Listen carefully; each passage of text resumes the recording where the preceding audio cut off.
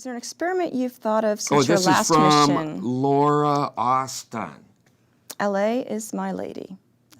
That's her call sign for Twitter. So Well, but from Austin, you would think that'd be Texas.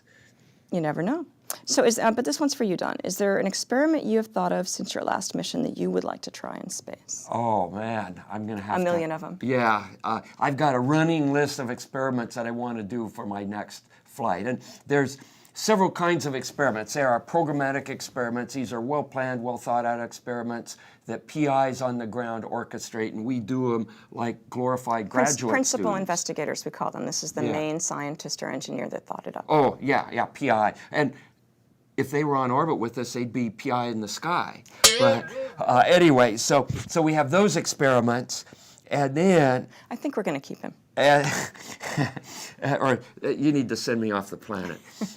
And then we have some experiments that we can think up just because we're there and we can. And so the kinds of experiments I will highlight are what kind of experiments would I like to do in my off-duty time using the resources there.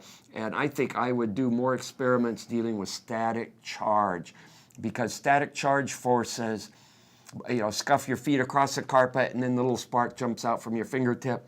Or like rubbing a balloon. Oh, and stick the balloon on the wall. That kind of static electricity. Yeah, yep. that kind of static electric thing.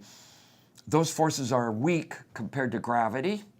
And so you can repeat those experiments in a weightless environment, and they make wonderful educational demonstrations. So school kids actually sent up an experiment like that for us. And what they were doing down on the ground was that they were taking a piece of rubber, and they like rubber tubing, just stretchy tubing, and then they would take like a nylon stocking or something, and they would rub the tubing, and so it would be electrically charged, and they'd hold it next to a faucet, and the faucet would be just like not a big stream, but a little stream, and when they held it next to the little stream, the it stream bent, would be diverted. Right? So they wanted to know what would happen up on the space station. So Ron, Garen, and I took this tube, stretched it across the Japanese experiment module, got it all statically charged. Oh, is this one of the rubber exercise Exactly, bands? yep. Okay. We stole it from the exercise place.